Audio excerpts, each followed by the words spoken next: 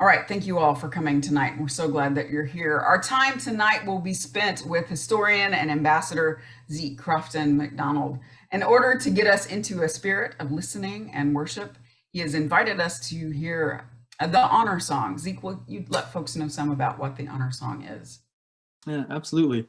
So the song we'll be listening to is well, it's in the Mi'kmaq language, and it's the Mi'kmaq honor song, and it's be sung by Jeremy Dutcher.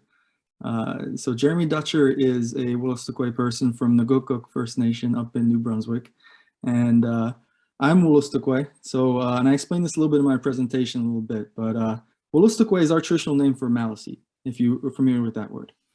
That is not one of our words. That is we call ourselves Wolastoqey, and the honor song is, well, this one in particular is was written by a man named George Paul, who he's an elder. He's still with us, thankfully. He's very near and dear to me, and you know he's been through the residential school system. He's been through a lot, and the song's powerful. So, thank you. All right, thanks for sharing it with us. If you all give me just a second, I will pull it up.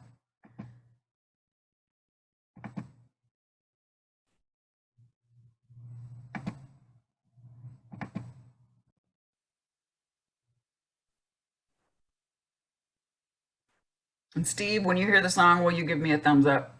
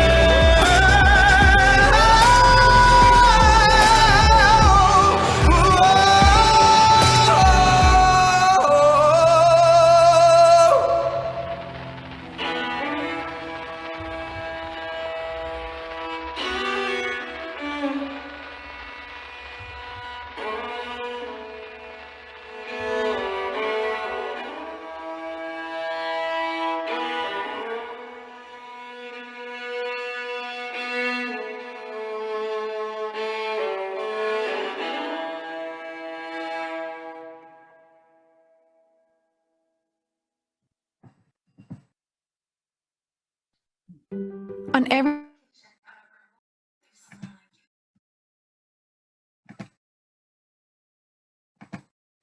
Amen. Thanks be to God. Ambassador Crofton McDonald, take it away. Absolutely. And we'll leave one for that. I love that. It's oh, yeah, no, that's amazing. So Jeremy Dutcher, he's the singer of that song. He's won a Juno Award in Canada. He's probably our most famous son, and it's pretty awesome. He's just representing Wolastoqey people all over the world right now. That's pretty cool. So I have a speech written here, and I'm just gonna go through it. I wanted to have time to craft an actual PowerPoint presentation, and right now you just get my face reading. Hopefully that's okay. but yeah, once I get going, I'm just gonna read. Okay. Well, Quay, Nili Wis, Ezekiel Crofton McDonald, Nil Wolastoqey, Nujayo, Midux Nagaiwig Naga Willamamuduk.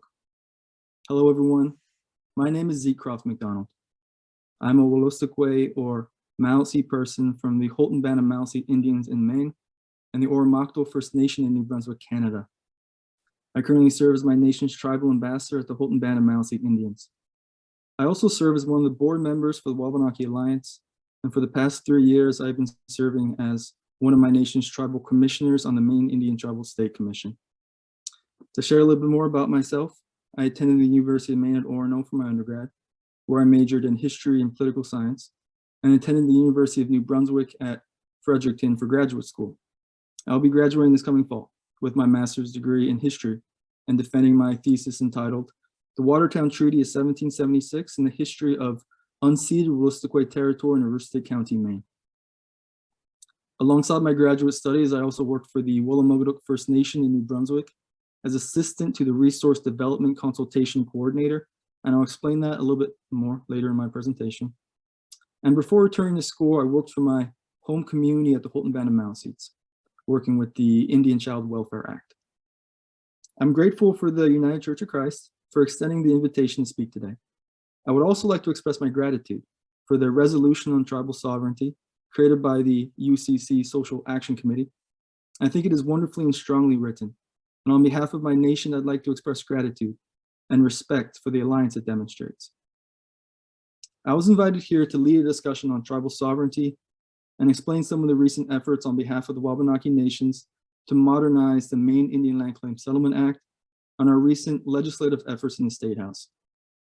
As a treaty historian as well, I'd also like to provide some history. I think the only way we can truly understand the need for change in issues of tribal governance today is to understand the history of this land.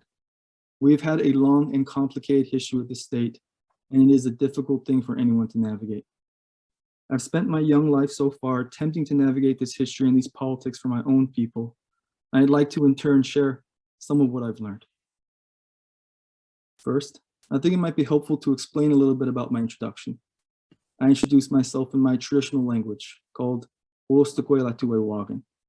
The ability to introduce myself is part of the very limited language I carry.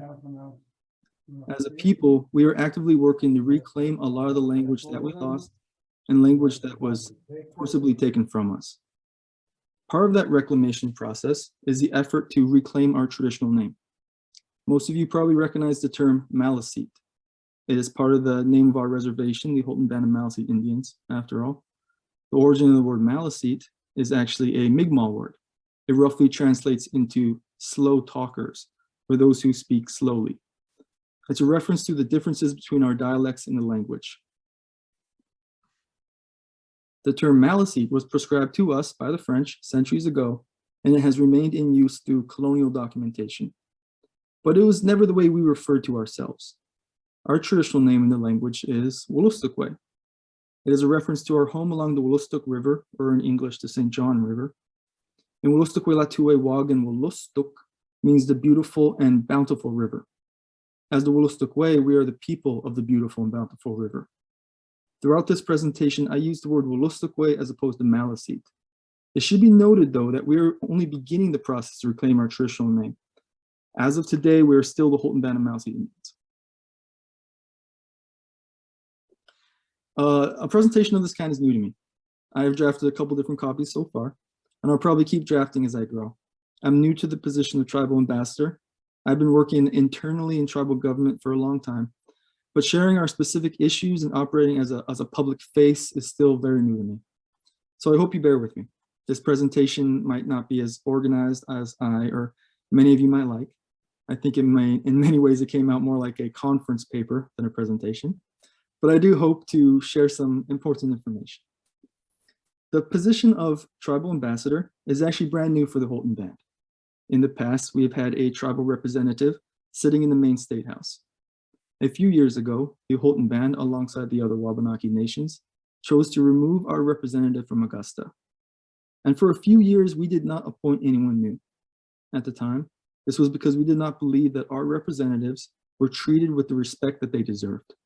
Importantly, we removed our representatives because we did not think that the system embodied the relationship that we wanted to form with the state.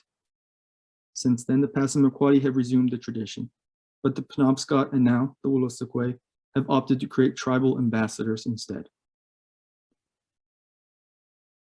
The Wabanaki representatives were non-voting members of the House, with very little authority to do much at all. But an increased authority within the state is not what we want. What we want is a different relationship entirely. The way the Settlement Act functions currently, the Passamaquoddy and Penobscot tribal lands function as municipalities in the state, with certain distinct differences than other municipalities. These differences include things like the ability to manage their own civil and criminal courts.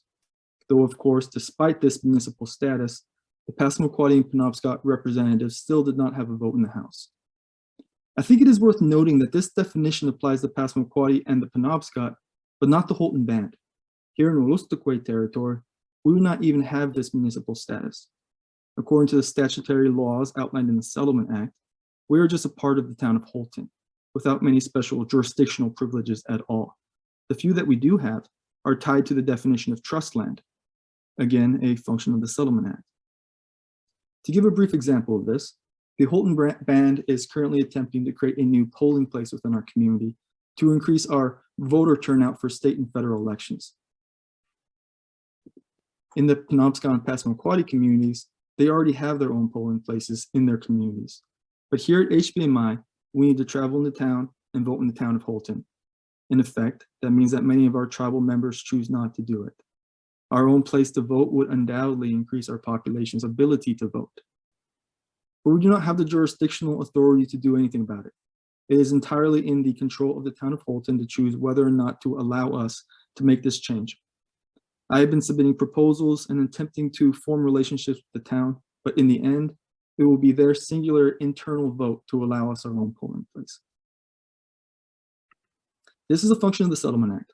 This past legislative session, we introduced a bill, LD 1626, which would have, among other things, brought our reservation at HBMI up to the same standard as the other Wabanaki nations in Maine.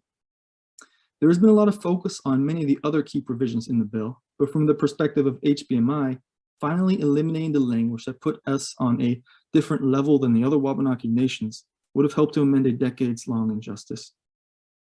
But in the end, the Wabanaki nations are not municipalities in the state of Maine, and we're not just a part of a town in Maine. We're sovereign nations. That is the reason behind the creation of this new seat of tribal ambassador. It is a choice to live that language of tribal sovereignty. In my opinion, there is still a role for a representative to serve as liaison between the state and the tribal nations. But it cannot be the only say we have. We also need to be able to work with the federal government as well.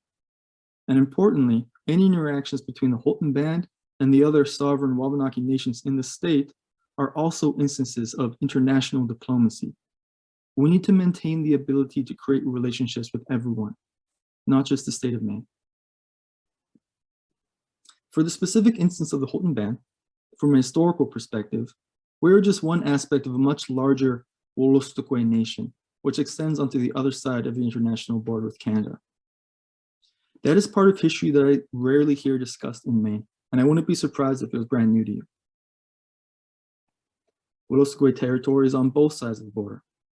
Throughout my study of Wabanaki treaty history, the Wolastoqey nation operated as a unified government and a sovereign nation, with land extending throughout the entire Wolastoq River Basin, or in English, the St. John River Basin. Across the border today, the Wolastoqey Nation is actively working with the Canadian government to rebuild a lot of that governance structure, and they are reaching out to us wondering why we can't do the same here. Aroostook County is just as much Wolastoqey territory as anywhere else. Part of my role as ambassador, and part of our intention going into the future, is to maintain and strengthen our ties with the rest of our family across the border. Again, this is international diplomacy, and not something we can do if our presence is only in the main State House. To give a specific example of what this might look like, I'd like to share a story from my time working in Canada. While I was in graduate school and studying for my master's degree, I worked in one of my home communities at Wollomogudok First Nation as the assistant to the Resource Development Consultation Coordinator. I say one of my home communities because I have family on both sides of the border. Many Wolastoqey and Wabanaki people in general are like this. Our family groups do not just follow the lines that have been imposed on us by either the United States or the Canadian government. This is part of the reason why it is appropriate to say that we have always practiced our sovereignty and have never stopped. We have always maintained connection with all of our territory. These past few years during COVID demonstrated that to me again and again. Throughout our Wabanaki communities, I kept hearing how the border closure stopped people from visiting their kids or their spouse or their family. The United States and Canada might have attempted to impose a separation on us, but we have refused to ever lose contact with our relatives on the other side. But to give a little backstory on my role in Wollomogudok, I worked in resource development consultation. For those of you who might not be familiar, consultation refers to the legal responsibility of a government to consult with Indigenous nations when they are considering any kind of new legislation or to approve private changes which might affect our traditional or ancestral territory. This type of law is not just practiced in Canada. It is an aspect of the US federal Indian policy as well. Here in Maine, however, we do not have access to this type of law because of the wording of the Settlement Act. Federal Indian consultation policy, which applies to other Native nations across the country, does not apply to us. In fact, no federal Indian policy post-1980 applies to us, unless the state specifically votes to allow that application. Aspects of consultation policy were once considered here in Maine, a few years ago under the LePage government, but it was never passed. In Canada, the Canadian federal government has the duty to consult. This means that any proposed resource development project conducted by either federal, provincial, or private proponents must consult with the Native nations whose treaty territory they are in. This has done a tremendous amount of good. Our nations work alongside environmental groups and work to make sure that any project that enters our territory is held to a high standard. That standard centralizes the need to maintain the health of the land and waters. Our people live and use the land to a much greater extent than most other citizens in the province, and we are directly affected by unsafe changes to the environment. We eat the fish and hunt the game every year. Maintaining the health of those resources is a top priority for First Nation governments, which have historically been impacted by things like cancer at a much higher rate than the rest of the province. My job was to help handle the correspondence between the Canadian government and the Wollomogudok First Nation government. In New Brunswick, the federal government recognizes that the entire province is the treaty territory of the Wolastoqey and Mi'kmaq nations, which, by the way, is language we should also be using here in Maine as well. But again, the reason why we don't use that language has to do with the specific wording of the Settlement Act, which claims that all state responsibility to recognize any treaties or rights deriving from treaties was absolved in 1980. Part of my job was to work with the other Wolastoqey First Nation governments and the other Wabanaki nations in the province. The Mi'kmaq have a strong presence in the northern part of the province, and the Passamaquoddy have territory along the coast. It's worth noting that Passamaquoddy territory is not recognized on a federal level in New Brunswick, but that doesn't change the fact that that is their territory, and they have communities there as well. In the course of my job, I had multiple files that would have directly affected my home community in Houlton. I was living in New Brunswick, but most of my family was still in Maine, and I wanted to be able to work to protect the lands and waters of my home in Maine as well. Water runoff from chemical spraying, the flow of streams and rivers, and migration of animals does not stop at the international border. But the Holton Band does not, in fact, have the authority to do much at all in the protection of the lands and waters that necessarily affect our tribal citizens. Again, this is because of the wording of the Settlement Act. Even the lands that we do not have full control over because they're defined as trust lands under the Act. I explain this because I think it is a good place to start when we talk about the changes we can start to implement here in the state. We do not have to reinvent the wheel. The government of Canada has already gone to much greater lengths in their efforts to amend their historical relationship with Native people. The US federal government has as well. There have been many heavily debated and negotiated cases dealing with Native people in the US since 1980. We should take inspiration from this and improve our relationship here in Maine as well. And I think it is worth noting that this is not just something that the US and Canada are facing. These are changes that are happening all over the world. In 2007, the United Nations passed the United Nations Declaration of the Rights of Indigenous Peoples, also called UNDRIP. UNDRIP outlined a very clear policy and resource development projects within the territory of Indigenous peoples, and goes much further than either the United States or Canada. In UNDRIP, they do not just establish a duty to consult, but they established a duty for free, prior, and informed consent from Indigenous people before allowing a proponent to harvest resources within a territory. Some of you might already be familiar with UNDRIP. The state of Maine passed a resolution in support of UNDRIP in 2008. But again, because of the wording of the Settlement Act and the fact that the state of Maine has considered its responsibility to recognize Indigenous territorial interests settled in 1980, most of it doesn't apply. It was really just an empty gesture without much meaning at all. I imagine many of you might have heard the phrase land back. It is a bit of a rallying cry for young Indigenous people online. I think a lot of people misinterpret what that phrase means, particularly here in Maine. I think for many, the concept of returning land to Native people is a nice idea, but they have no idea what that would actually look like. It's a scary concept because of that. But to Native people, land back does not just mean the transfer of fee simple title ownership of property. That is not how our people have traditionally viewed land and our connection to land. It can also mean reclaiming our role as stewards of the land. Consultation is one way that might potentially look. Land back does not mean taking away private property. If nothing else, I hope this presentation helps to dispel that myth. Instead, it means that Native people should have a say in what happens to their lands and waters. And I think it is important to remember that there is a vast history of law from all over the world to help us navigate what that could potentially look like. Now, I know I keep mentioning the Settlement Act, and I keep dangling all the things the Act stops us from doing, but haven't gone into many details of what the Act actually says. That has been intentional. I will go into great depth concerning the Act. But first, I wanted to paint a picture of what the relationship could look like before working to amend the state of Maine's narrative. We have our own narrative and our own history on this land. This history predates the states by thousands of years, and I think any discussion on tribal sovereignty should begin from our perspective and begin with an attempt to understand what that concept means to us. I have structured this presentation to first explain Wabanaki history and sovereignty from our perspective, then present the state's historic stance as embodied by the Settlement Act, and then discuss the ways we can improve this relationship together. So, first, who are the Wabanaki?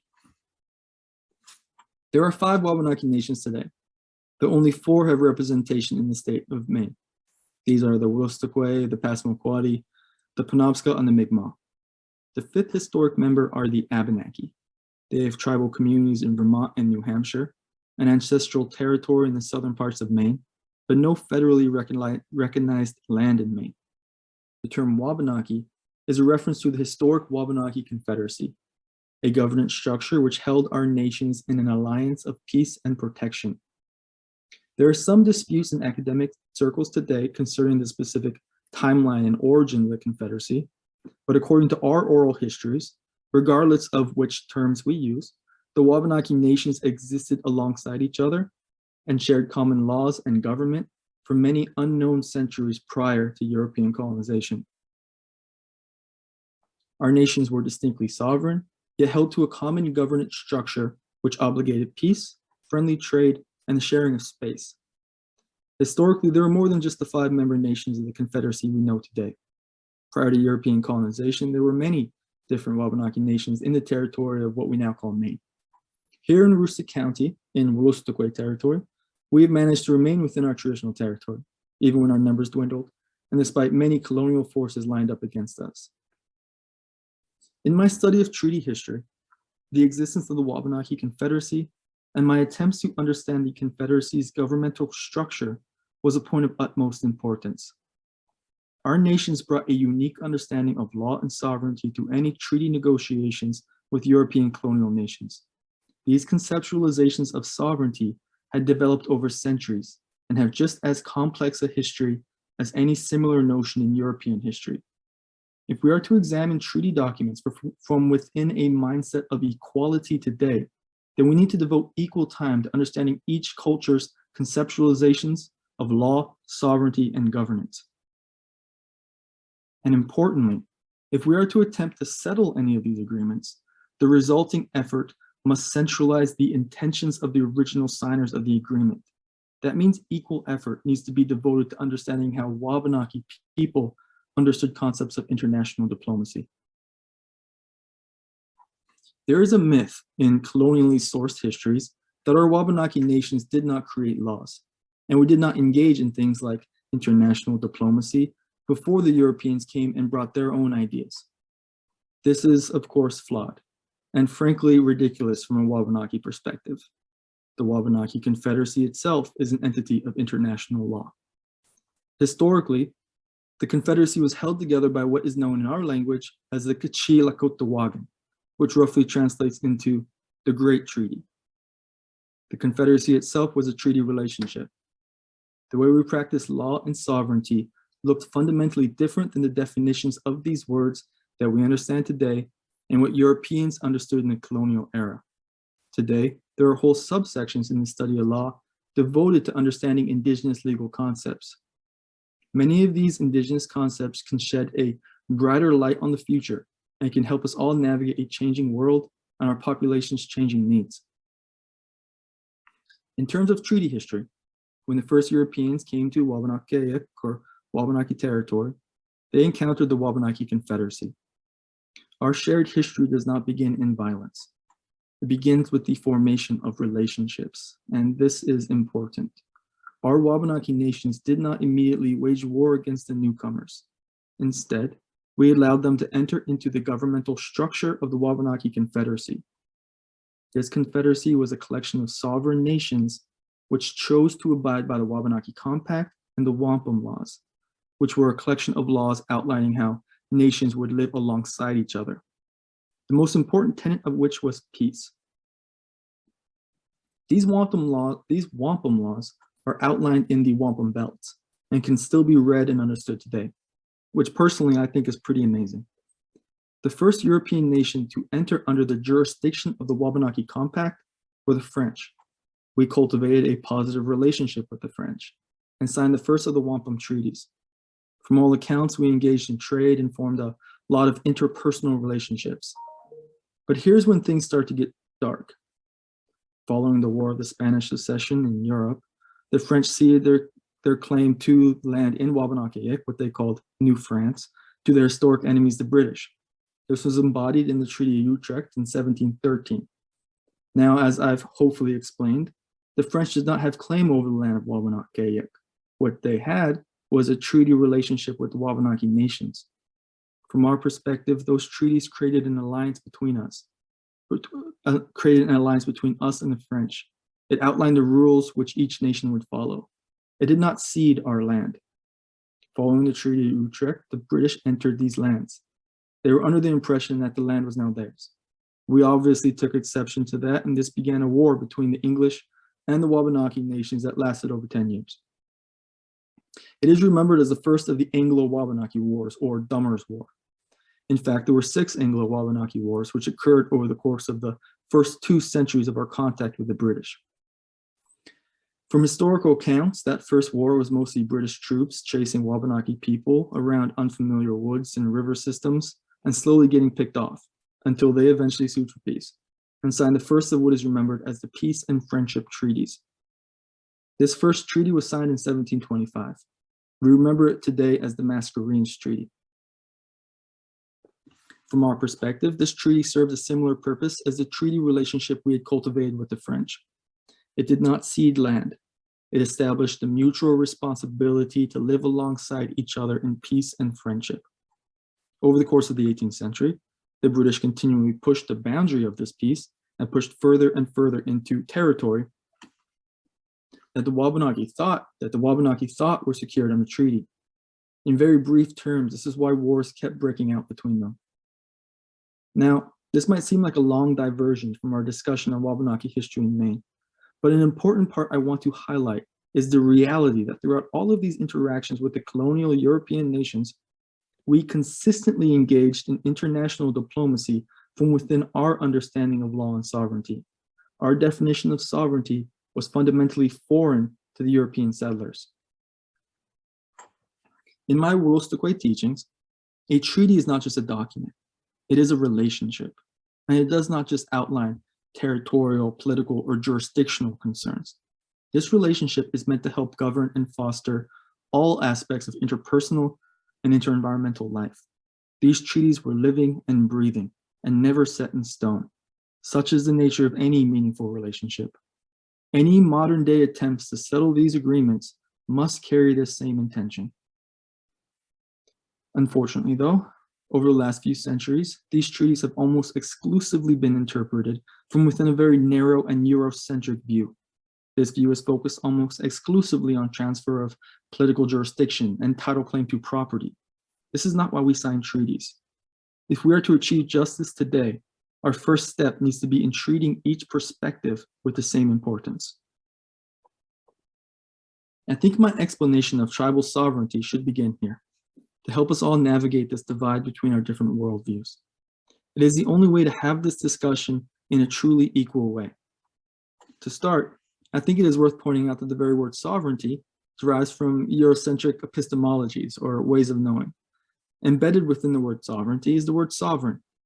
In European history, this had a very specific meaning. It refers to forms of monarchy and a central sovereign individual in which ultimate power is vested. As this is a church group, I can imagine there are those in your number who have put a significant amount of thought into this. Throughout European history, whether that ultimate authority is vested in a king, or in God, or in the representatives of God, has been an issue of utmost concern. Our Wabanaki nations do not have this history. The definition of sovereignty to us looks entirely different. In my traditional Wolastoqey worldview, we have concepts like body sovereignty. This is the idea that you have the ultimate say in what happens to your own body. Likewise, we have concepts like food and water sovereignty. And here comes a strange one, at least to many Americans. Water sovereignty also means that water is sovereign. Trees and rocks and land and squirrels are sovereign as well. Each of these relatives should have a say in what happens to their bodies. This is a fundamentally different way of looking at the world. The land, the water, the animals are not resources, they're relatives. This is the worldview from which we signed our treaties. We did not claim jurisdictional power or territory when we met these European newcomers. We operated from within our understanding of law and sovereignty. That means we would not have attempted to stop another people from asserting their own nationhood and their own right to live. This right to exist and care for your own body is embedded within our very worldview. This is an aspect of these treaties that can still inform our relationship today. Tribal sovereignty does not just mean political jurisdictional authority. It can also mean things like food and water sovereignty, the ability to care for our own lands, waters, and people as sovereign nations. Our definition of sovereignty and our definition of nationhood looks fundamentally different than American ideas of the same. Unfortunately, though, in the history of these European nations, the recognition of another people's nationhood was often akin to the recognition of that nation's ownership over land. Our recognition of these foreign nations to us was an embrace, an induction into the legal jurisdiction of the Wampum Laws and the Kachila-Cotawagan, the great treaty or the great relationship which obligated peace and friendship. The Europeans, though, in this specific instance, the French and the British, our recognition of political bodies such as New France and the British Empire in North America was interpreted, conveniently for them, as transfers of ownership of property. Again, this might seem like an unusual place to begin a discussion on tribal sovereignty in Maine, but it is a crucial part of the discussion, because by the time the United States enters the scene, they take for granted these colonial interpretations. They work from the same tired playlist. They play the game of what historian Jeffrey Glover calls paper sovereigns. They don't work to foster relationships with the actual population of the land, but instead just sign documents. In New Brunswick today, the Wolastoqey and Mi'kmaq nations celebrate an annual treaty day. The tribal chiefs and representatives from the Canadian government gather on the banks of the Wolastoq River, or in English the St. John River, and symbolically sign a treaty and renew the peace and friendship treaty relationship. It is taught that this treaty relationship between the two peoples never ended. They teach that the peace and friendship treaties from 1725 to 1778 did not cede land, but only established a relationship of peace and friendship between sovereign nations and allies. Over the course of recent history, following landmark court cases in the Canadian Supreme Court, such as the R.V. Marshall decision in 1999, historians and legal scholars have worked to reinterpret these treaties to include an understanding of Wabanaki worldview. This is the basis for the treaty-obligated hunting and harvesting rights for Wolastoqey and Mi'kmaq people in the province today. This is history that should necessarily impact us here in Maine as well. The United States benefited from these same treaties, but we have not been working to reinterpret and include Wabanaki worldview from within our modern-day relationships. In fact, the state of Maine teaches that all obligations to foster any relationship was absolved in 1980 with the Settlement Act. According to the wording of the Maine Indian Land Claims Settlement Act, quote, "This act constitutes a general discharge and release of obligations of the state arising from any treaty or agreement with any Indians of the state," end quote. Representatives of the state, as recently as last month, have interpreted this to mean that the state does not have any obligation to recognize Wabanaki nationhood. This is not what this clause says. Our Wabanaki nationhood is not defined by our inclusion within a treaty with either the United States or Maine, any more than the United States nationhood is defined by their international agreements. That international recognition is helpful, but ultimately, sovereignty is something that you practice. It is not something that is given.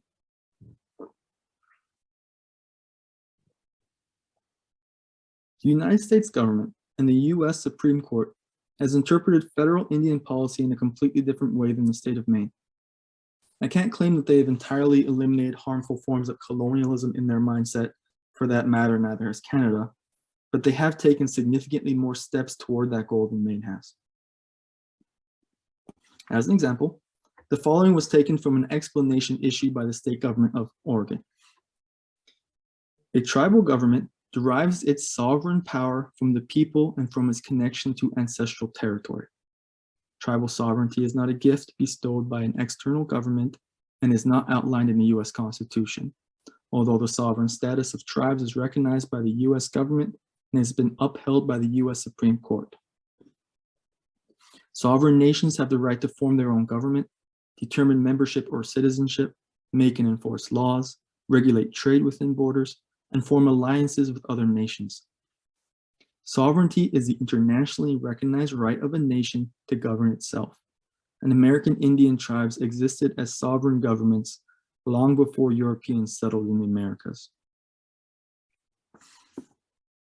This explanation is very, very different than the way tribal governance is talked about in the state of Maine. Here in Maine, it is taught that the Settlement Act settled the state's obligation to form a nation-to-nation relationship with any of the Wabanaki nations. That is not the way we have interpreted this agreement. Our sovereignty and our nationhood was never on the table. Part of the divide here is due to our very different perspectives on sovereignty, nationhood, and land. The state's historical perspective concerning this act is premised on the assumption that the only thing the state is required to recognize regarding the native nations within its borders are the treaties between the nations and the state, which specifically outline claim to land. Any other agreements or proof of sovereign control and occupation of territory is not valid unless there is a treaty specifically outlining territorial claim. This is, of course, problematic, as our people did not establish claim to territory through treaties. We established it through the act of occupying and controlling our own land, and we have never relinquished our right to do this. I'm tempted to go on a long explanation here of the historical proof of this occupation and control of territory, but I don't want to derail the conversation from the ways we can amend this relationship today. So I'll just share one example. The Watertown Treaty of 1776. As the ambassador for the Halton Band of Maliseets, I want to center an example from the Wolastoqey Nation's history. But in this particular instance, the Watertown Treaty is an excellent example for all of Wabanaki. The Watertown Treaty was negotiated and signed between the representatives from Massachusetts Bay on behalf of the Second Continental Congress and representatives of the Wolastoqey and Mi'kmaq nations. It should be noted that although the Penobscot and Passamaquoddy were not party to this treaty, they signed their own agreements with the United States and formed similar alliances in the Revolution. For any Revolutionary War buffs in the crowd, following the outbreak of the Revolution and the Declaration of Independence, the town of Watertown served as the center of what some called the government in exile for the revolutionaries in Massachusetts. They worked alongside the Second Continental Congress and crafted the United States' first ever international treaty, which was the Watertown Treaty. The Watertown Treaty was signed on July 19, 1776, only 2 weeks after the signing of the Declaration of Independence. This treaty was a treaty of, quote, alliance and friendship. It did not deal with land in any way.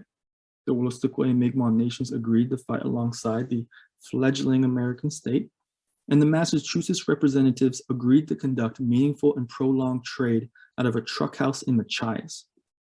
George Washington was a major force behind the formation of this alliance.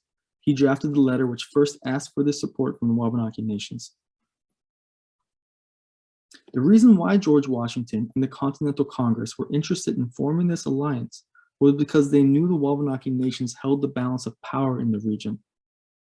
The second the British colonial government at Nova Scotia got wind that the Wabanaki nations had created a treaty with the Americans, they went into a panic. They knew that if they wanted, the Wabanaki nations could overrun their tiny British settlements and bring revolution to their doorstep. In fact, in towns like Majorville, the British settlers quickly pledged their support for the American cause out of fear of this exact scenario. The Nova Scotia colonial government asked for an increasing number of British troops to defend their province against the possibility of attack from the Wabanaki nations. This lessened the number of troops they could deploy against the Continental Army in places like New York. We often forget about this history in our remembrance of the American Revolution, but it is well documented in the history of Great Britain and Nova Scotia. The reason why this treaty sparked such fear in the Nova Scotia colonists was because they knew exactly how strong the Wabanaki nations were, and they were terrified of starting another war. They worked hard in the years following this treaty to renegotiate terms of peace with the Mi'kmaq and Wolastoqey. The eventual peace treaty did not cede territory, but recognized each nation's sovereign nationhood and renewed the peace and friendship relationship. By the close of the Revolution, the Wolastoqey nation had created relationships with both the United States and Great Britain, and demonstrated their intention to remain a sovereign and independent state between the two. If we are looking for evidence of occupation and control of this territory at the turn of the century, we should not need to look further. But this reality is continually evidenced throughout Maine history. Again, I am tempted to give more examples throughout Maine history, but I'll leave it at that. The United States and Great Britain knew that the Wabanaki nations were in control of this territory. They knew they were sovereign and could sign any international agreement that they wanted. I think it is important to center our discussion on this particular time period because the eventual Maine Indian land claim settlement, the elephant in the room we still need to address, was premised on settling the land dispute resulting from a treaty at this time, the Treaty of 1794. If we are to attempt to understand the original intention behind the creation of this treaty and thereby settle the treaty, or craft something new which embodies the original intention of the treaty, then we must understand the historical context in which that treaty was signed. In 1794, the United States did not have claim to the land of the Wabanaki nations. The Treaty of 1794 did not give them land claim or title to this land. It was not bestowed to them by the British government. The British did not have claim to this territory either. All they had was a treaty of peace and friendship. Instead, the 1794 treaty outlined the territory that the Wabanaki nations would refuse to allow American settlement. I phrase this with intention. The Wabanaki nations were sovereign and had the ability to sign any international agreement that they wanted and had the ability to refuse encroachment into that territory. Many modern day discussions of this treaty use phrases like, quote, reserved Indian territory. This language is historically inaccurate. Evidence like the earlier Watertown Treaty demonstrates that this land was in the control of the Wabanaki nations and under our jurisdiction. Reserved Indian territory implies that the United States had jurisdiction over our land and had the power to create reservations. They did not. This is why we can say today that the Wabanaki nations have never relinquished their right to inherent sovereignty and nationhood. This did not happen in 1794, and it did not happen in the Maine Indian land claim of 1980. Here is a helpful excerpt from Wabanaki Legal News published in 1998. The Settlement Acts, in general, did not create the powers currently exercised by the nation. The Settlement Acts help to delimit and define these powers, but they are not their source. In fact, the Settlement Acts actually diminish the nation's powers by transferring certain authorities to the state of Maine. Remember that the current sovereign powers of the nation reflect its inherent sovereignty, which has never been expressly ceded by the tribe nor extinguished by explicit federal action. This idea is the starting point for any analysis of tribal authority, and its importance cannot be overly stressed. This is a crucial part of the discussion today. The Settlement Acts were rushed to settlement outside of court. There were a couple key provisions that were not fully explained and left undecided. A key issue that the Wabanaki assert today is that these issues left undecided were not sorted out in an equal way. Instead, they were decided within the Maine court system and largely decided in favor of increased state jurisdiction over tribal lands. The state of Maine's stance on the Settlement Act, in many ways, still indicates a colonial mindset that refuses to fully embrace a full understanding of the history of the treaty. They argue that the Wabanaki nations within their borders are tribes, not nations. In 1980, during the negotiations leading up to the Settlement Act, the state repeatedly shared their fear that they needed to avoid passing legislation which created a, quote, nation within a nation. But this is what tribal sovereignty is, and exactly what history and justice would demand. The definition of tribal sovereignty, adopted by the US Supreme Court, accepts and attempts to understand this point. They have adopted phrases like domestic dependent nations. But the state of Maine, thanks to the wording of the Settlement Act, does not need to abide by this definition. Over the past few decades, the United States has engaged in many heavily negotiated cases to help define this relationship. It has changed and developed over time to more accurately reflect a shared commitment to equality and historical justice. The government of Canada has as well. The state of Maine has refused to update or modernize their relationship accordingly. They're still operating from that same tired mindset of the 80s. But I'd like to bring some light and optimism to the discussion. The history of our relationship with the state of Maine is frustrating and draining, but we have made some significant progress in recent years. Just this past legislative session, a bill to finally amend the Settlement Act in meaningful ways made it through the House and passed preliminary voting in the Senate. It's then stalled out once it hit Governor Mills' desk. She didn't outright veto it, but she might as well have. She had the opportunity to sign it, but chose not to. Governor Mills went against almost her entire party in this decision. The leaders of the Wabanaki nations had cooperated and negotiated for years leading up to that moment. The outcome was heartbreaking, but this fight will and must continue. But again, there is a positive outlook in all of this. The bill received overwhelming public support. I remember hearing that staffers in the State House had requested that we stop telling our supporters to send in letters because they were overwhelmed.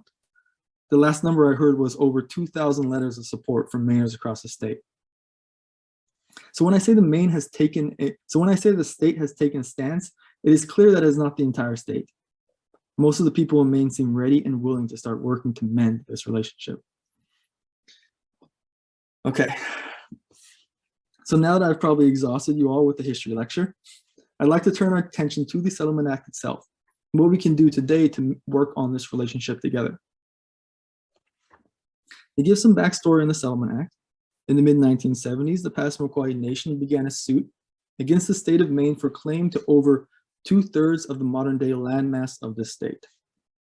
This claim was premised on the existence of the 1794 treaty, which had been held by the Passamaquoddy Nation in Indian Township.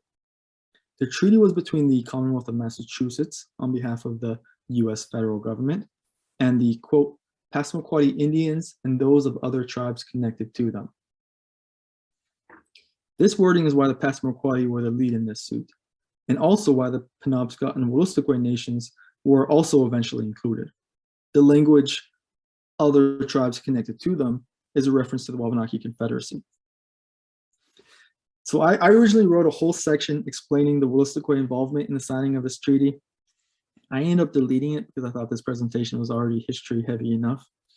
But in very brief terms, the 1794 treaty did not outline the entire Wabanaki claim to all of our territories. It did not outline the Passamaquoddy's claim or the Penobscots. The only land that it dealt with was a territory in which the United States at the time thought they had the authority to negotiate. This is important. At the time, the United States was still in a border dispute with Great Britain. They were intensely aware of this, that this section of the border was still unresolved between them. They limit the negotiated treaty territory to a limited section of land, mostly in Passamaquoddy and Penobscot territory, to which they thought they could negotiate without starting a new war with Great Britain or the Wabanaki. The Treaty of 1794 does not outline the entire territory to which the Wabanaki nations maintain their sovereign claim to land and nationhood. For example, every Wolastoqey treaty that predates this one focuses on the protection of our lands along the Wolastoq River and the Wolastoq River tributaries. In Maine, that is Aroostook County in short. This treaty makes no mention of the Wolastoq River. The claimed territory does not include it. This is not because we did not have claim to that land. It is because the United States negotiators did not believe they had authority to sign a treaty in our territory. In fact, they believed, and this is well documented in the minutes of the treaty conference, that were they to mention either the Wolastoqey or the Mi'kmaq by name in the treaty, it would renew conflict with Great Britain. This is an important part of the discussion. We still hear politicians in Maine claim that the state does not have a responsibility to recognize Wolastoqey territory in the state because we did not claim our land in Aroostook County in the Treaty of 1794. In fact, we did not sign any treaty with either the US or Great Britain for claim over our land. That is because we have never relinquished it, sold, or ceded it. Throughout the turn of the 19th century, this time period we are discussing, the land was unquestionably under our control and continued occupation, and it remains unceded to this day. Okay, back to the Settlement Act. The Treaty of 1794 outlined Wabanaki claim to a massive amount of land in Maine. I think we should draw attention to the size of this claim. The US did not do this out of the goodness of their hearts. They did this because it was the only way they could assure peace between themselves and a foreign nation. This land was firmly under the control of the Wabanaki. Before the United States could send settlers into any of this territory in Maine, they needed to sign an agreement with the actual landowners themselves. When I was younger, I was frustrated at the arguments of the Wabanaki legal team in 1980. Instead of mentioning any of this history, they instead make the argument that any purchases of Wabanaki treaty territory by either the state or private interests after 1790 Instead of mentioning any of this history, they instead make the argument that any purchases of Wabanaki Treaty territory by either the state or private interests after 1790 was in violation of federal law. In 1790, the United States passed a law called the Indian Trade and Non-Intercourse Act. For the American historians in the room, this was, of course, part of a concerted effort by the federal government to centralize their sovereign authority. It was championed by members of the Federalist Party. They argued that the sovereign ability to negotiate with native nations is the responsibility of the federal government only, and not the states. In 1980, the Wabanaki legal team argued that the 1794 treaty between the Wabanaki and the federal government established a trust relationship on the federal level, and therefore any land purchases or land seizures by the Maine government or by any private interests following 1794 was in violation of federal law. This argument was cleverly composed. It placed the responsibility to assert our title claim onto the US federal government and applied pressure on the state from a body to which they were obligated to listen. The legal foundation of the Wabanaki case, the 1790 Federal Indian Trade and Non-Intercourse Act, was put to the test in 1794, just a few years before the eventual Maine settlement. In the case County of Oneida v. Oneida Indian Nation in 1974, the Oneida Nation premised their own land claim case on the 1790 Indian Trade and Non-Intercourse Act, and they won.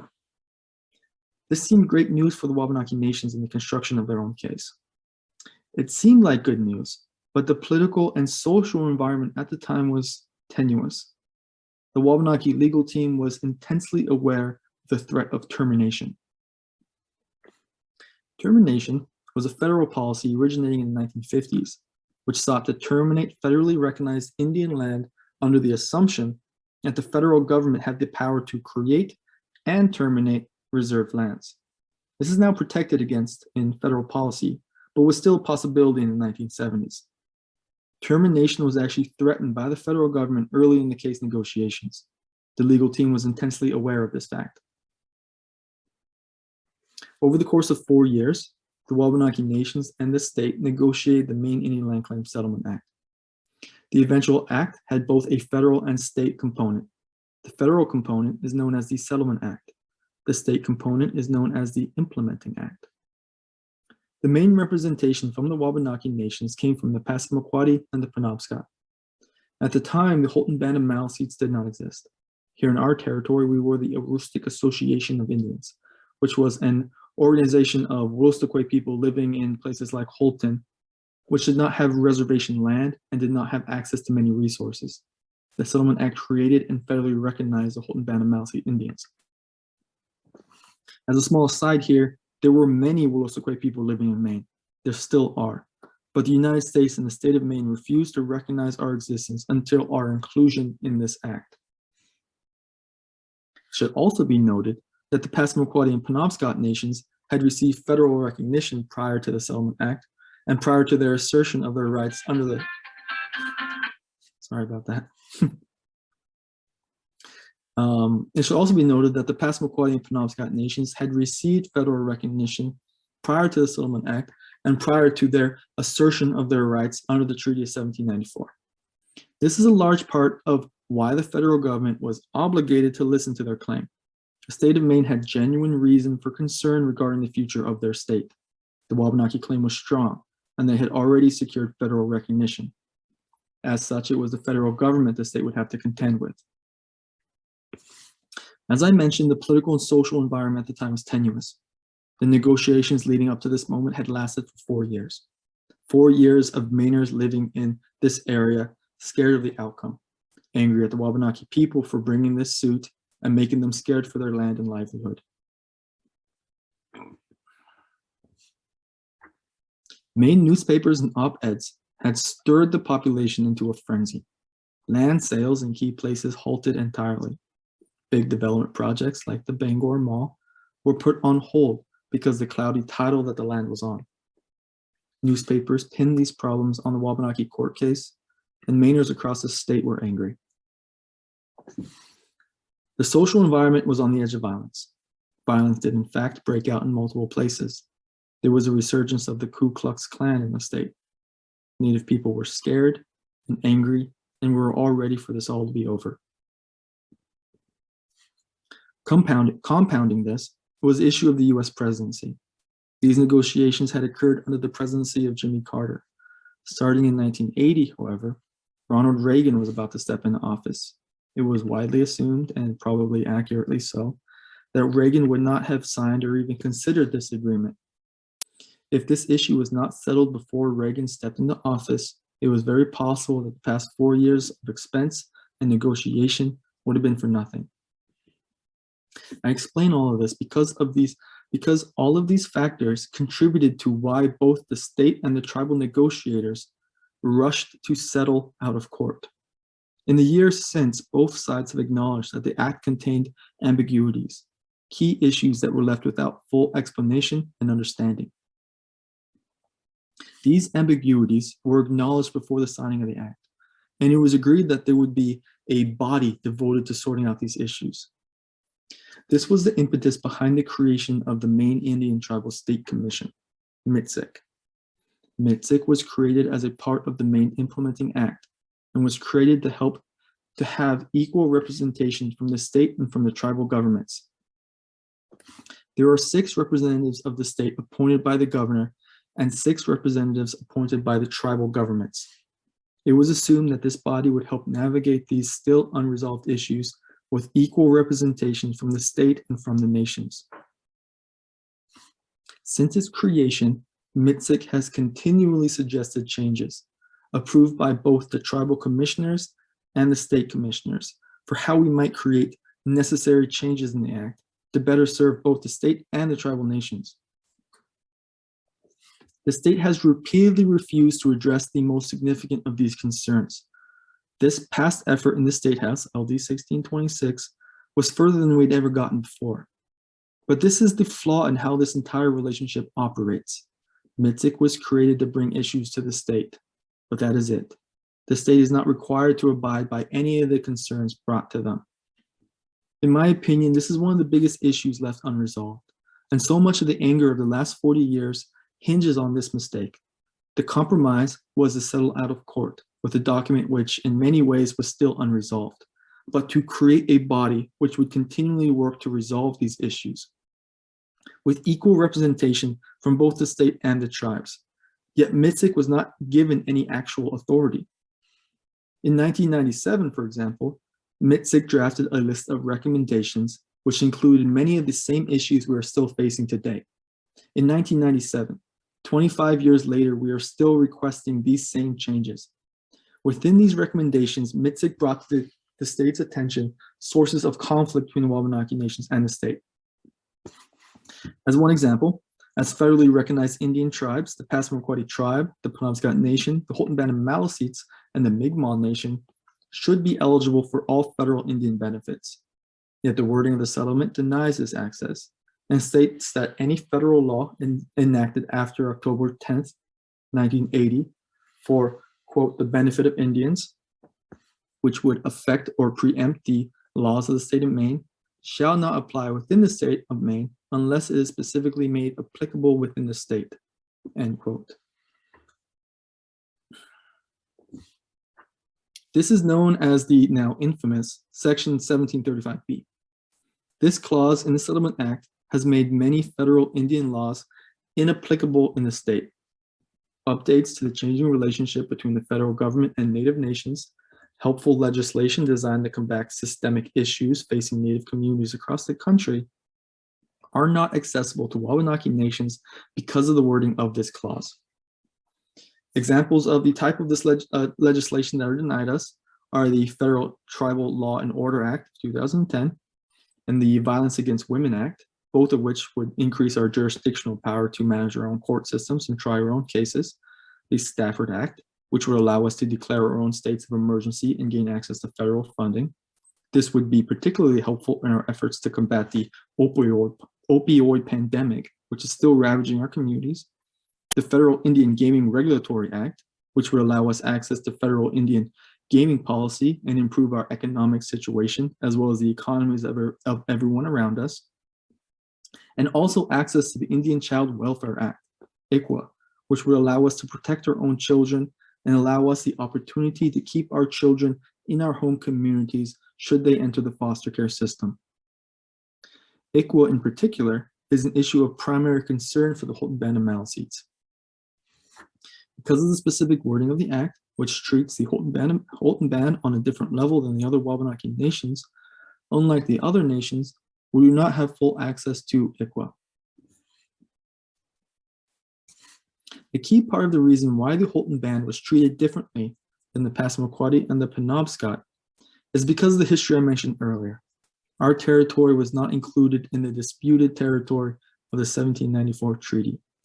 Again, this is not because we do not have claim to our own land. It is because at the time, that territory was outside of the jurisdiction of what the United States felt comfortable negotiating. That is because it was still our land and still sovereign and still unceded. Our choice to not include our territory in colonial documents like the Treaty of 1794 should be an indication of the retention of sovereign control. A hyper-focus on colonially signed treaties as the only evidence of indigenous control over territory is Eurocentric, backwards, and frankly racist. This is a massive injustice that is simply premised on inaccurate history, and it is still taught today. I hope that is a key point that you all take away from this presentation. Wolastoqey people still live in Maine, and we still have rights and claim to our own land. From the start of the relationship after the settlement, the clause 1735B was an issue of contention. The Wabanaki nations have repeatedly shared that this language did not appear in the settlement agreement until only after the tribes and the state approved the agreement. I was not alive at this time, but all of our elders present in this moment have repeated this again and again. The state has adamantly denied these accusations. To this day, I have seen lawmakers personally affronted at the very implication. I've watched as they entrench themselves deeper and deeper into these arguments in defense of the act. I was not alive in 1980. I view this as a historian might. I can tell you that regardless of either claim, this particular language was not a central part of the lengthy 4 years worth of negotiations between the tribes and the state, as a clause of this magnitude should necessarily have been. Regardless of whether or not this language appeared prior to the tribe's signing of the agreement, it certainly did not appear until the very last moment that it possibly could have. MITSIC highlighted this as an issue of concern 25 years ago. The tribal governments have been attempting to bring attention to it since the very beginning. Yet we still have not seen any meaningful change. The recommendations MITSIC have suggested have been largely ignored since the Commission's creation. MITSIC does not have any enforcement power. All they can do is recommend changes. The state has no obligation to abide by those suggestions. The Wabanaki nations were led to believe that these ambiguities would be continually re-examined and updated. Just about every negotiator present at the signing of the act on both sides agrees today that the act was never intended to remain set in stone. It was intended to be continually readdressed and updated. But as the act is written, the decision to do anything regarding the settlement is entirely within the authority of the state. Despite the promises that the act would be continually updated, once the act was signed, forces within the state have taken the position that the issue is fully and finally closed. They say that a settlement is a settlement and that is that. I've heard the phrase buyer's remorse from currently serving Maine legislators. The ambiguities left undecided in the act have been interpreted within the state court system only and largely decided in favor of increased jurisdictional authority for the state. I hope you see how frustrating and unfair this is, and the forces within the state which continue to use these same lines and refuse to do anything regarding the Settlement Act continue to perpetuate this inequity.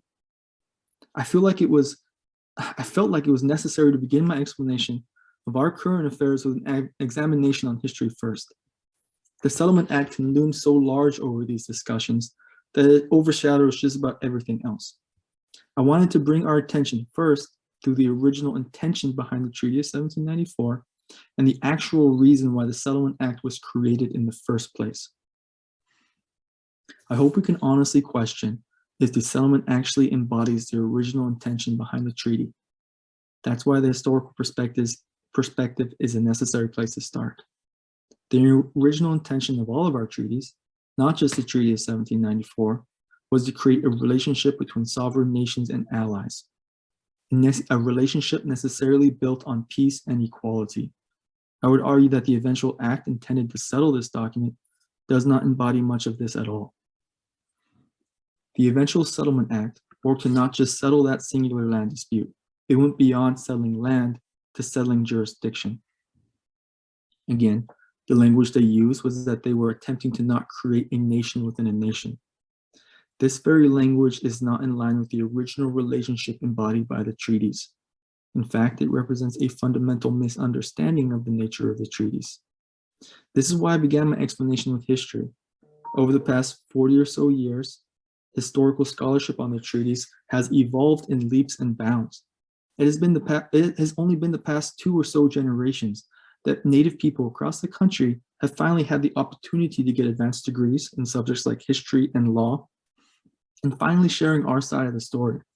This history is necessarily changing.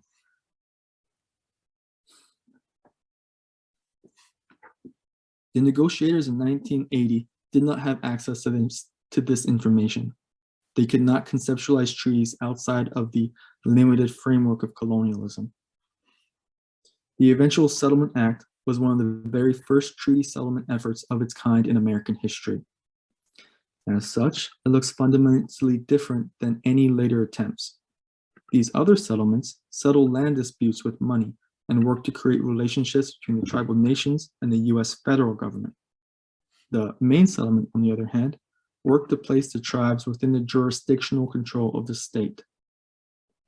Again, this was the first of its kind, and our case served as almost a guinea pig for later efforts across Indian countries in later years.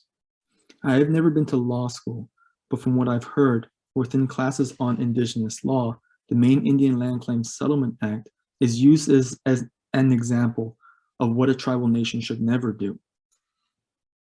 The state of Maine attempted to use this document to extinguish Wabanaki nationhood.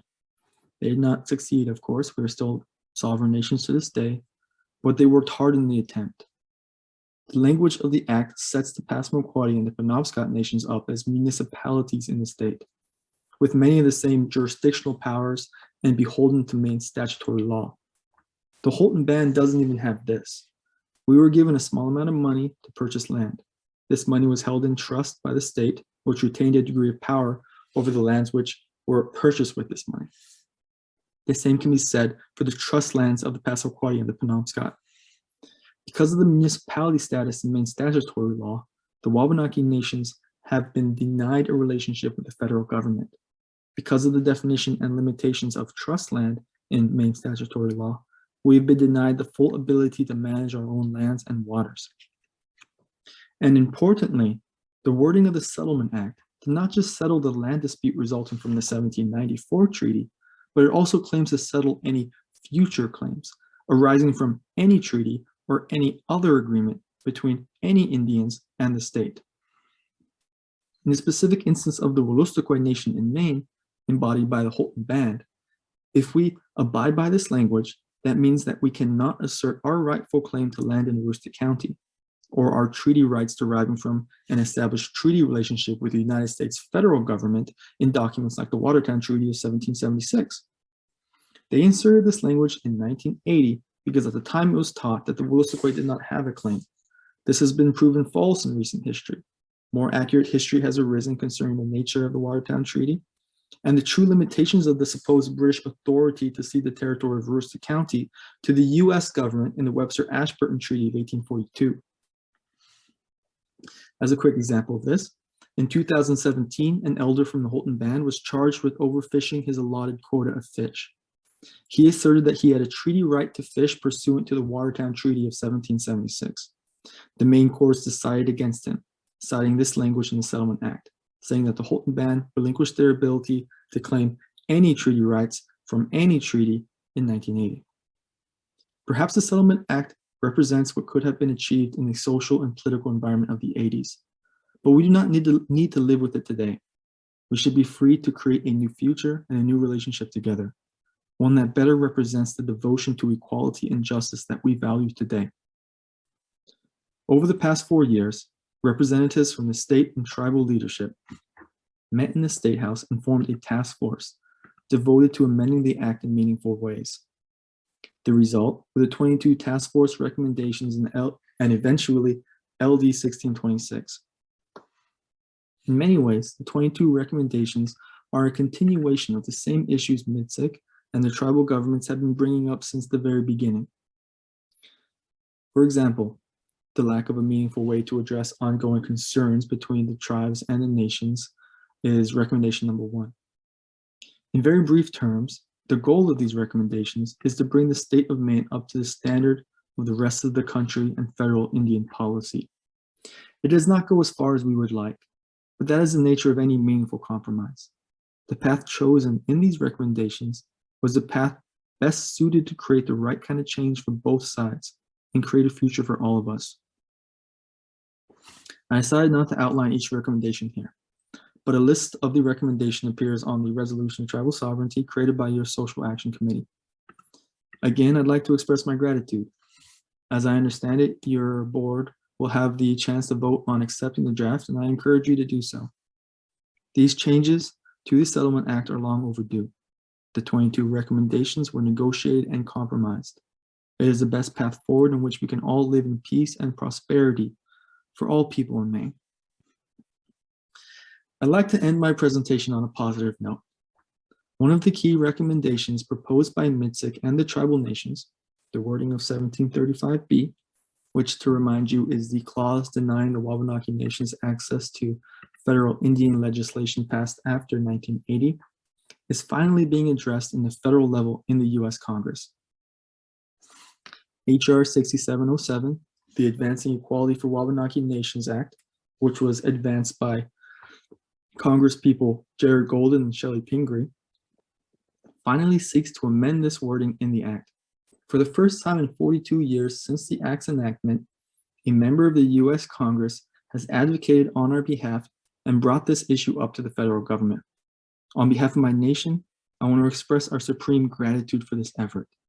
The original wording of this bill would have allowed us full access to federal Indian policy, but through a collaborative process, we narrowed the language of the bill down to ensuring that any future federal legislation passed for the benefit of Indian tribes will become applicable in the state of Maine. It isn't the full list of recommendations proposed by the task force that will have to be ironed out in the state, but it is a great step towards equality. Thank you for your time today, and I look forward to answering any questions. Wiliwan Nidlej. Wonderful. So let's give, I have learned from our deaf neighbors, this is a good way to say congratulations. We can also, or thank you. We can also give a round of applause with our little apps, and that's a thing you can do. Give me just a second. Let me put us back on gallery view so we can see each other. It is now 7:56. Zeke, thanks so much. I know personally, and let me unpin you. Remove spotlight.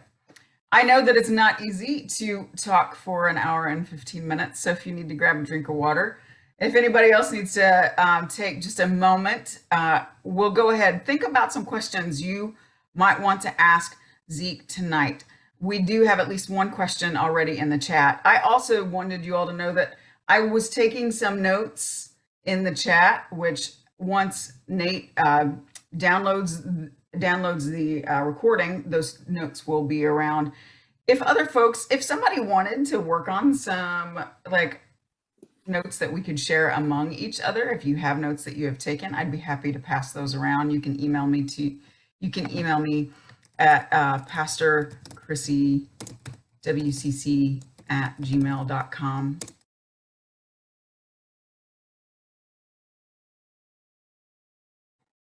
All right, as you get back, turn your mic on, let me know that you're back and ready to start. Zeke, whenever you are back around, we'll start. There you are. All right, we'll start working our way. Zeke, you can see in the chat box we have some questions, and what we'll do is I'll read them out loud for the good of the recording, and then you can answer as best you can. How's that work? Yes, absolutely. And Okay. some interesting questions, questions I appreciate. Yeah, So, right. Like we got some thoughtful folks here, and I am really grateful that everybody came. absolutely. And just to finish here, I thank you so much for listening, everyone. Bearing with me. I know that was a lot and just a bit of an information dump. But I hope you see how much I really these things really matter to us. And carrying the weight of trying to explain these things it weighs heavy on me. So thank you for bearing with me. And Zeke, I'm hopeful that this will be of use to you as you hone and work on this presentation. All of us who are preachers, and there's many preachers on this, Zeke, we know what it's like to have a good presentation in our pocket that we can pull out and use again and again. So I'm glad that this group could be a first run for you, and I hope that it has helped you learn something more about how to hone this presentation. Yeah, thank you. All right, so I think our folks are mostly back. And so why don't we just get started with the questions? And if anybody who has asked a question that isn't back, can return to the video, because we will make all of the tonight's session, minus maybe our break, will be available on the main conference YouTube channel, and we'll share it both in main conference communications over the next couple weeks, and Steve will have you post it on the SAC Facebook page, and my church will post it and the Winthrop UCC church will post it on our Facebook page too. So please share it with your delegates at your churches. Some of you might be the delegates for main conference. So Zeke, some folks who are here are likely people who will be voting on the resolution, who will have the responsibility of reporting about the resolution to their congregations. So please share if you're not a delegate, which I bet some of you aren't, please give this information to your delegates. And if you have an opinion that is strong, I encourage you to talk to your delegates about that so that they can represent you and your church well. All right, so let's go to our first question. Our first question is from Allison Smith, who asks, hang on just a second. She says, thank you for your incredibly helpful review of the history. Your truth has been so powerful to hear. I'm so moved by your explanation of body sovereignty and food and water sovereignty. One question that people will ask who are just learning about sovereignty, which I need help trying to answer, is if LD 1626 is passed, which I hope and pray for, how will that affect the relationship with the town of Holton? Will there be a dispute about borders?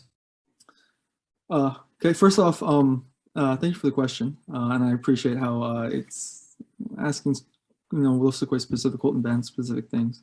In short, it will not change the borders of Holton. It will change our wording of the statutory laws to allow us a little bit more increased jurisdiction over our lands. It would not change the borders. There will not create any kind of a dispute with the town of Holton. It would just allow us more authority to regulate our own lands and modify the language of that, trust lands in order to actually allow us to it just changes it changes jurisdiction. It won't change any of the borders, in short. I hope that's the answer to that question. But I think, does it help to think about it as you talked about, like, who gets say and who gets consultation? It means that that HBMI will be allowed greater consultation about what happens on the land there. I guess, though, I use that example of consultation in my speeches because that's something I have a lot of experience with, and I think it's an effective thing that should be implemented. But I should point out that the task force recommendations does not recommend bringing consultation policies to the state. Okay. Yeah, that was part of the compromise that we eventually settled on, was not to go quite that far and to do something a little bit less. But that is something that we advocated for strongly in the beginning and eventually settled on something in the middle. All right, great, thank you. Our next question comes from Kathy Woodside. Why does the state of Maine believe it does not have to abide by the decision of the U.S. Supreme Court? Yeah, so that's a big one. That's actually one of the very first things that, was talking to a friend in grad school back in Canada, and she got all up in arms about that exact question. It seemed unconstitutional. In short, it's because there was a federal component and a state component, and the federal component actually says that the state of Maine is allowed to do this. And in order to, change anything, we'd have to first change that language. Yeah, on the phone. Yeah. Okay, thanks. Leslie asks, what were Governor Mills' concerns that she would not sign, and she never understood. Leslie never understood why. Yeah. Yes, excellent presentation. I found it helpful and agree that the explanation of sovereignty was so rich. Thank you, Z. And thank you. But so the Governor Mills issued a letter to the Wabanaki chiefs explaining her stance, and the argument that she gave at the time was that it would increase litigation between the state and the tribal nations. That's the answer she gave to us. I didn't find satisfactory, but that was her reasoning. Okay. As far as I'm concerned, litigation is a key part of the way our system is intended to function. So, but anyway. All right, thanks. Ian asks, are there any lessons from the experiences of other First Nations that have had the benefit of a different experience with the U.S. government than that is experienced by the First Nations here in Maine that could be helpful? Okay. The use of that First Nations, I guess, threw me off at first, because that's the political distinction in use by Canada. Yeah. So I think the question is in regard to the U.S. only, though. Yes.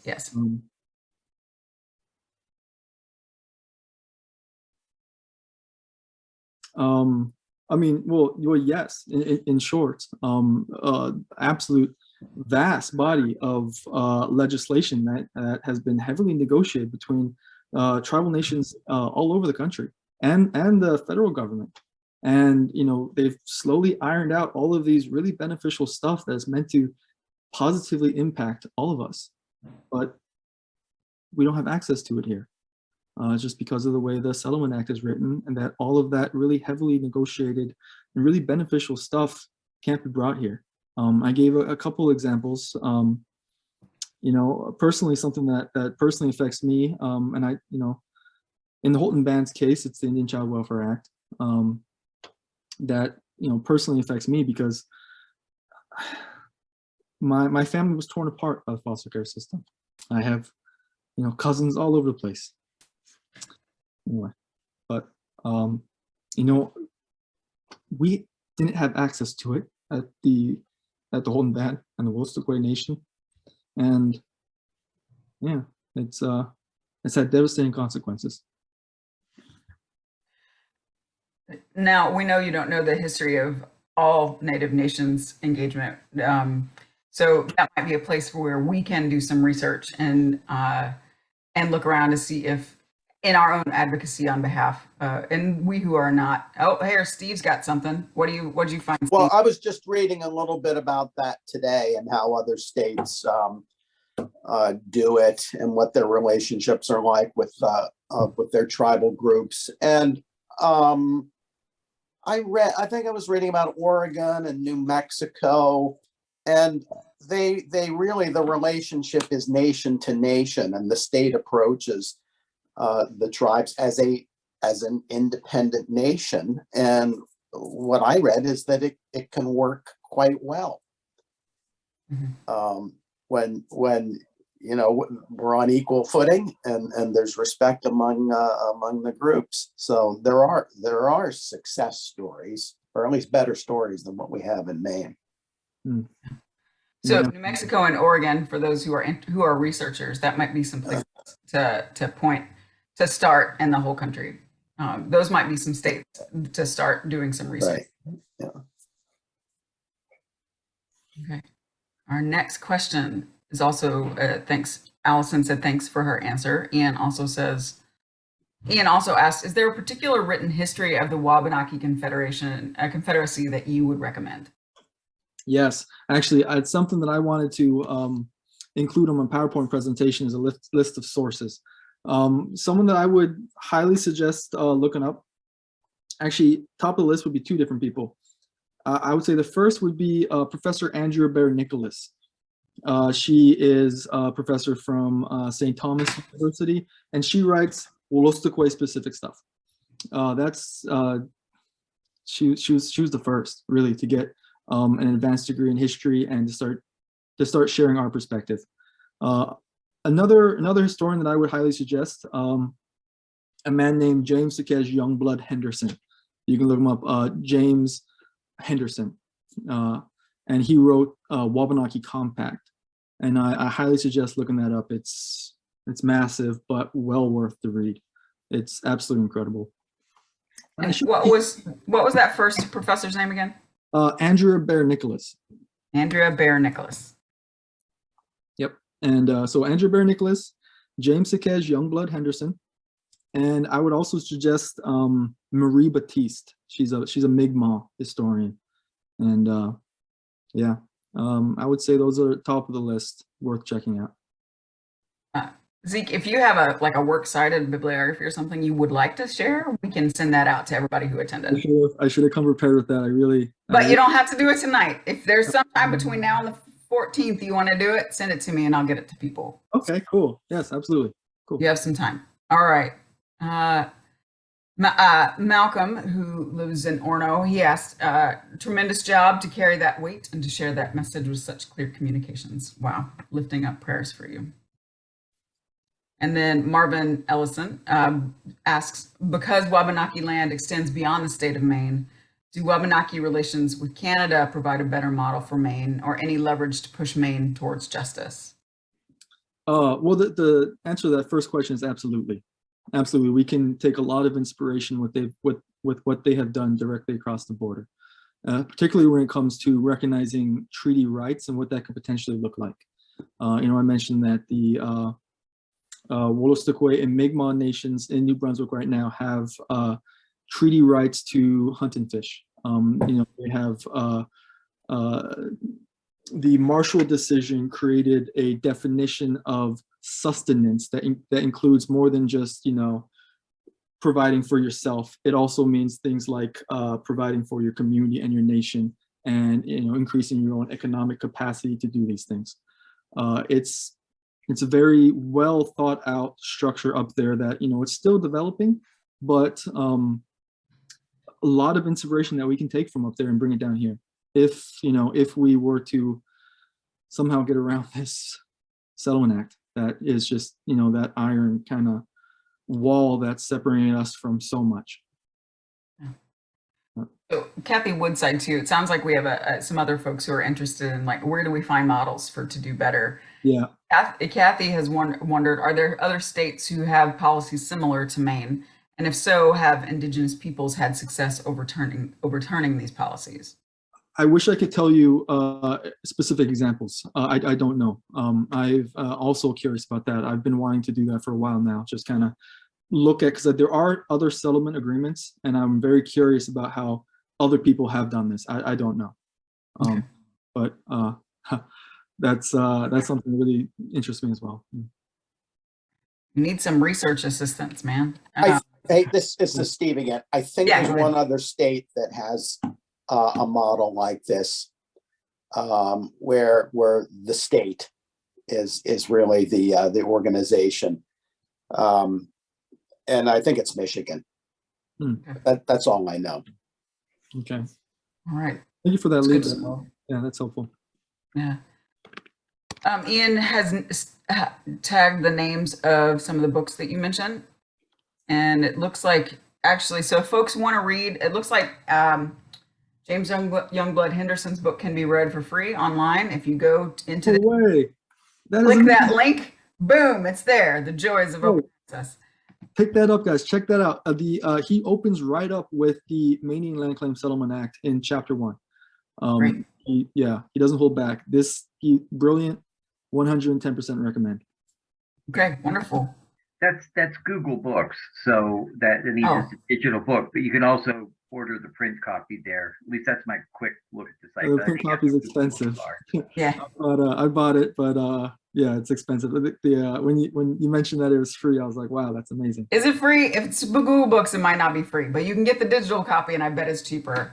Yeah, one or the other, but it's a Google book. So it's a Google book. It will be accessible. Also, I wonder if libraries in the community have it, is my hunch. Yeah, sounds like a good choice for a church library. I think you're right, Rachel. Okay. It is 8:17, and we want to try and make sure everybody's done we're out of here by 8:30. Do we have any other last questions that we want to ask? Yeah, Lynette, go ahead. I'm typing, sorry, but I'm a little slow. New hand. It's all right. Zeke, what do you think the fear is that the state has? Do you think it's a racist issue? Do you think it's sometimes when sides have been so uneven and people then somehow have to be level, that those who seem to think they had more power always assume that the other will act the same way they would. And that's not the case. Do you think that it's just very difficult for anyone to believe that you wouldn't want to just rope off your area and not ever let anybody else in? Well, I guess when you first started that question, the first thing that popped into my head was a recent meeting that the Wabanaki chiefs had with Senator Angus King. We were asking him to support HR 6707, advancing equality for Wabanaki Nations bill. And in short, he told us no, that he would not. He believed, and he said it in pretty, straightforward terms, that the settlement is a settlement act, and that is that. One of the things that he believed that was accomplished in the settlement act was final settlement of jurisdictional concerns, and that was that. And I think there's a strong argument to be said that the state of Maine managed to gain a lot from that settlement, and they're unwilling to let go of what they've gained. And if you look around at the other tribal nations across the country, because of nation-to-nation relationships, they've managed to, have more jurisdictional authority over their own lands. The state of Maine is not willing to relinquish what they have, in short. And it's going to be, in order to really advance anything like this, it's going to have to be a movement from the people. We're going to have to provide that pressure and that unity in, saying this is what we want. And that's why, a conference like this to me felt really important, is to get these ideas and to help spread this awareness across the state, and to build that support so that we can just be united in this. Thank you so much. Yeah. Thank you so very, very much for coming and giving us this history lesson. I know I did not learn this, and I was alive in 1980 and in high school, and I feel like I understand so much more, and I really appreciate that. Thank you. I'm glad, and thank you for everyone for listening and all your kind words. I'm just starting out on this, so it helps. Thank you. Maybe one final question, if anybody has one. Yeah, Leslie, if you have another one, go ahead. You can unmute yourself. Thank you. I'm not really good on the Zoom. Are there like bumper stickers or T-shirts or anything like that that would be like promoting, so people will wonder about what it is, or just creating awareness? That's a cool idea. No, in short. Cool one though. So the Wabanaki Alliance was recently created, just this past legislative session, actually during the task force recommendations, they decided to actually officially make like a nonprofit to be able to, be united in our message to the state.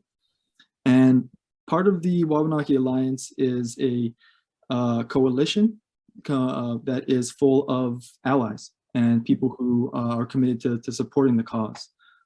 If you are interested, that would be the first place to start, is to get in contact with the Wabanaki Alliance Coalition. Yeah, and I'm willing to help get people in contact. The first place I know, you've been in contact with Wabanaki Alliance because that's who eventually, asked me to come. So that would be the first place to begin to I guess start becoming more involved and to join our coalition. Yeah. Okay, thank you. Allison Smith, who's here today, I think some members of her congregation in Cumberland are part, I think, attending those they're regularly. It's been bi-weekly, every 2 weeks in the summer. I think it'll start back up soon, if it hasn't already started back up, weekly meetings in anticipation of the next legislative session. If anybody here would really be interested in attending those weekly, it's a working group, right? If you want to do something, these are some people to do something with. And while we have our own goals of passing some resolutions within our body to empower our churches to support the Wabanaki Nations, if you individually or your congregation is looking for some boots on the ground stuff you can do, Wabanaki Alliance is happy to put you to work, I think. So email me and I can put you in contact with the folks who can get the ball rolling. All right. So why don't we began with music. Before we do that, Steve Hastings, there is a second, because you see there's so much when we're talking about tribal sovereignty, when we're talking about Wabanaki Nations and sovereignty here in Maine. It's not an easy, we could not introduce all the information we needed to help people vote their conscience on the resolution in one event. And so I'm so grateful that Ambassador Crofton McDonald was able to be with us tonight and provide us with this extraordinary history that many of us didn't know, and give us some grounding around the Settlement Act in itself. We're having another event next week. And so, or not next, when is it? So Steve Hastings, this event was hosted by the Anti-Racism Resource Team, and the Social Action Committee is hosting the next event. Yeah, we're going to do one Wednesday, October 12th at 6:30. And you all are welcome to join us again and carry on the conversation. And hopefully we'll get some other people joining in as well. I believe information will come out over the next few days from the conference with the Zoom link for that gathering. So, and I just want to thank everyone for being here, and thank you, Zach. That was really great. Or Zeke, sorry. My brother's name is Zach. I have this. Oh yeah. Well, tell Zach thank you too. So I did put in the chat. I did put in the chat if you want to copy and paste the information about the upcoming event on the 12th. It's on the 12th, right? Or the 14th? What did we say? All right. Well, if you want to put that, it's got the link and other information. Go to the Social Action Committee Facebook page. They have keep an eye out for the ACE and the midweek news from the conference. It will also have this information.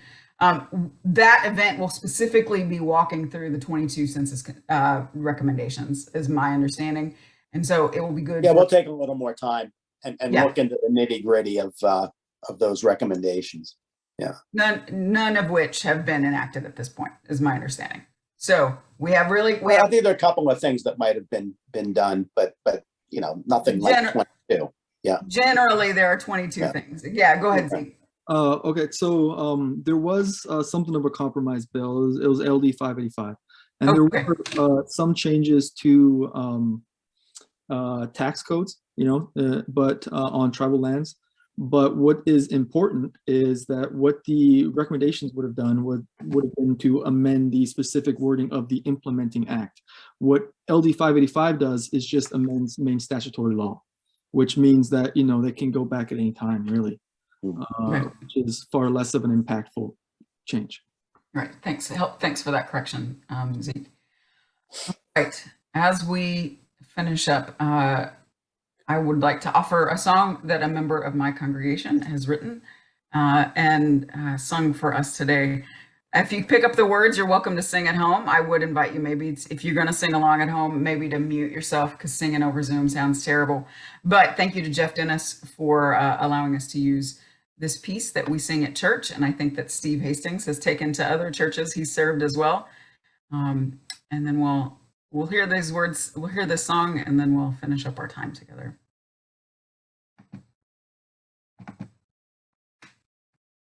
Somebody shoot me a note when I start and let me know you hear it.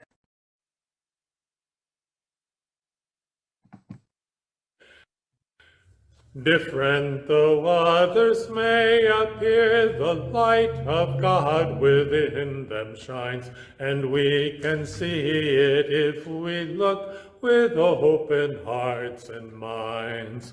With open hearts and open minds, we'll glimpse the breadth of God's design. And peace on earth we'll surely find with open hearts and minds. With open hearts and minds. Don't fear what you don't understand, for fear breeds hate, and hate is blind. We'll understand when we can see with open hearts and minds. With open hearts and open minds, we'll glimpse the breadth of God's design. And peace on earth we'll surely find with open hearts and minds. With open hearts and minds. God's children don't just fit one mold, but come in oh so many kinds. So love your neighbor as Christ taught, with open hearts and minds. With open hearts and open minds, we'll glimpse the breadth of God's design. And peace on earth we'll surely find with open hearts and minds. With open hearts and minds. Amen. Thanks, Jeff. Thanks, Jeff. So yeah, Kristen, who goes to my church, she said, I haven't sung this before, and we'll sing it again. We're going to sing it on the 25th, I think. I've decided just today. All right. Thanks everybody for being here. Oh, the book is not available as an ebook. Ian just checked. Yeah. Zeke, isn't it great? Jeff is a wonderful part of our church, and we are grateful to have him. All right, anything else we need to do for the good of the order before we head out? No. All right, thanks everybody. We'll see you soon, hopefully next week.